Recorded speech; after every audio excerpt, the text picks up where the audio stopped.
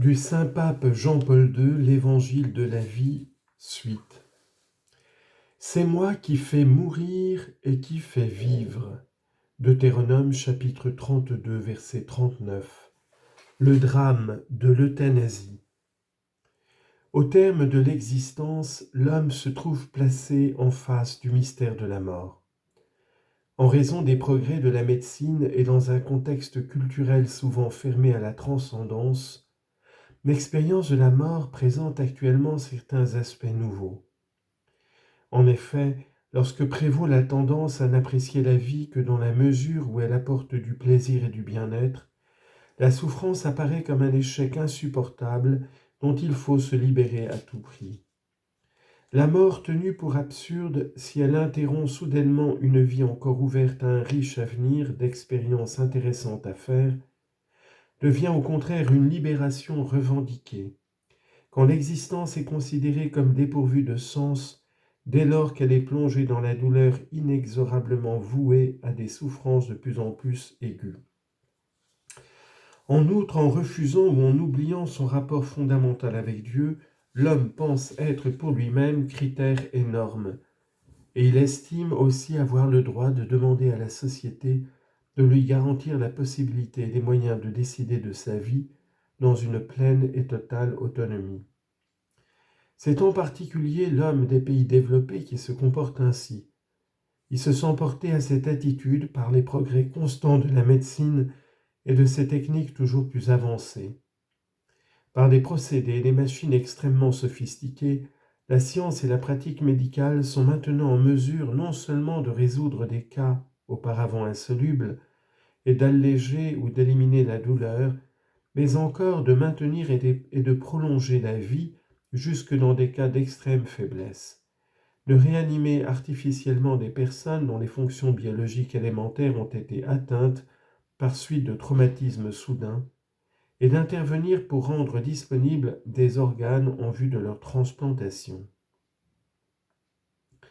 Dans ce contexte, la tentation de l'euthanasie se fait toujours plus forte, c'est-à-dire la tentation de se rendre maître de la mort en la provoquant par anticipation et en mettant fin ainsi en douceur entre guillemets à sa propre vie ou à la vie d'autrui. Cette attitude, qui pourrait paraître logique et humaine, se révèle en réalité absurde et inhumaine si on la considère dans toute sa profondeur. Nous sommes là devant l'un des symptômes les plus alarmants de la culture de mort, laquelle progresse surtout dans les sociétés du bien-être, caractérisée par une mentalité utilitariste qui fait apparaître trop lourd et insupportable le nombre croissant des personnes âgées et diminuées.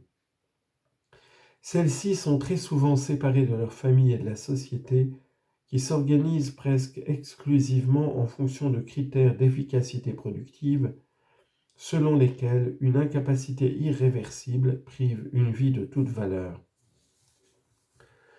Pour porter un jugement moral correct sur l'euthanasie, il faut avant tout la définir clairement. Par euthanasie au sens strict, on doit entendre une action ou une omission qui de soi et dans l'intention donne la mort afin de supprimer ainsi toute douleur. L'euthanasie se situe donc au niveau des intentions et à celui des procédés employés, comme le dit la Congrégation pour la doctrine de la foi. Il faut distinguer de l'euthanasie la décision de renoncer à ce que l'on appelle, entre guillemets, l'acharnement thérapeutique, c'est-à-dire à certaines interventions médicales qui ne conviennent plus à la situation réelle du malade, parce qu'elles sont désormais disproportionnées par rapport aux résultats que l'on pourrait espérer, ou encore parce qu'elles sont trop lourdes pour lui et pour sa famille.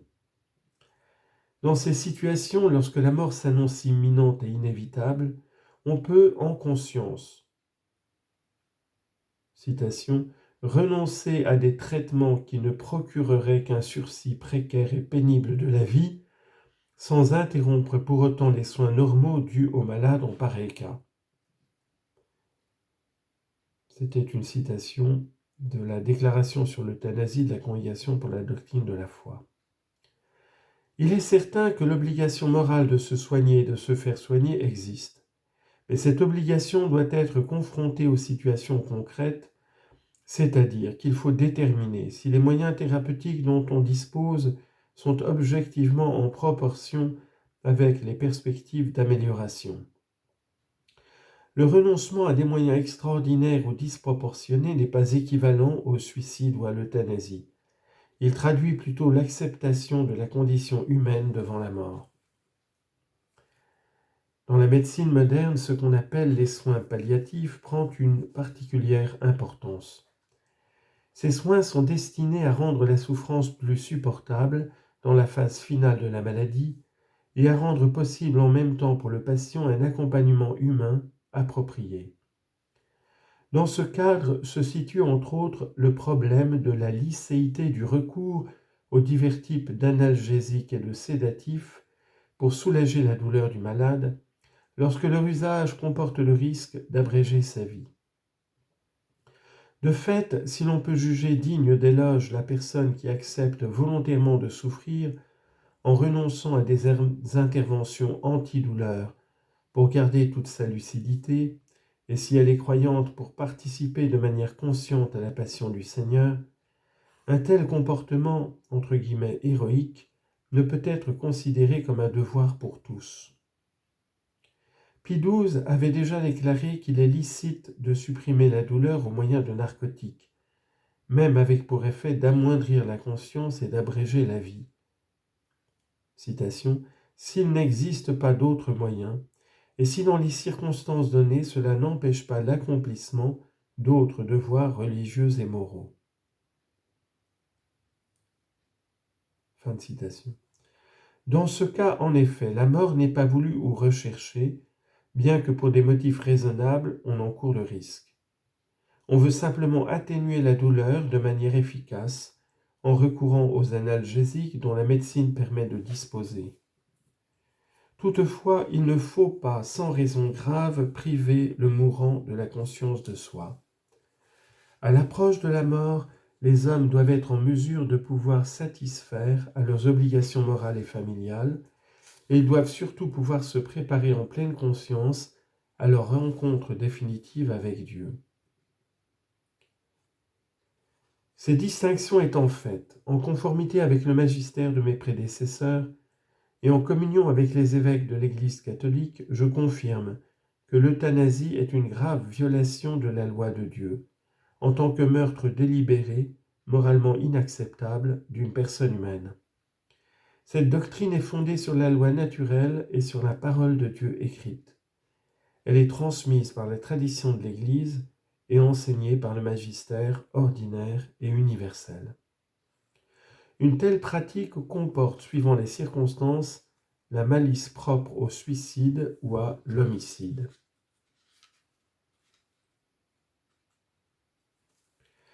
Or, le suicide est toujours moralement inacceptable, au même titre que l'homicide. La tradition de l'Église l'a toujours refusé, le considérant comme un choix gravement mauvais. Bien que certains conditionnements psychologiques, culturels et sociaux puissent porter à accomplir un geste qui contredit aussi radicalement l'inclination innée de chacun à la vie, atténuant ou supprimant la responsabilité personnelle, le suicide, du point de vue objectif, est un acte gravement immoral parce qu'il comporte le refus de l'amour envers soi-même et le renoncement au devoir de justice et de charité envers le prochain, envers les différentes communautés dont on fait partie et envers la société dans son ensemble. En son principe le plus profond, il constitue un refus de la souveraineté absolue de Dieu sur la vie et sur la mort, telle que la proclamait la prière de l'antique sage d'Israël. Citation, « C'est toi qui as pouvoir sur la vie et sur la mort, qui fais descendre aux portes de l'Hadès et en fais remonter. » Sagesse, chapitre 16, verset 13, Tobie, chapitre 13, verset 2. Partager l'intention suicidaire d'une autre personne et l'aider à la réaliser, par ce que l'on appelle le suicide assisté, signifie que l'on se fait collaborateur et parfois même soi-même acteur d'une injustice qui ne peut jamais être justifiée, même si cela répond à une demande. Citation. Il n'est jamais licite, écrit saint Augustin avec une surprenante actualité, de tuer un autre même s'il le voulait, et plus encore s'il le demandait, parce que, suspendu entre la vie et la mort, il supplie d'être aidé à libérer son âme qui lutte contre les liens du corps et désire s'en détacher.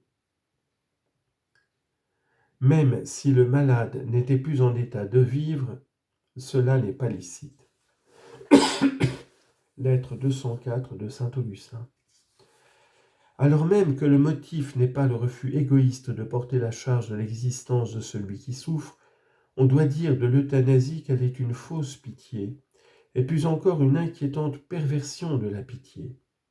En effet, la vraie compassion rend solidaire de la souffrance d'autrui, mais elle ne supprime pas celui dont on ne peut supporter la souffrance. Le geste de l'euthanasie paraît d'autant plus une perversion qu'il est accompli par ceux qui, comme la famille, devraient assister leurs proches avec patience et avec amour, ou par ceux qui, en raison de leur profession, comme les médecins, devraient précisément soigner le malade, même dans les conditions de fin de vie les plus pénibles.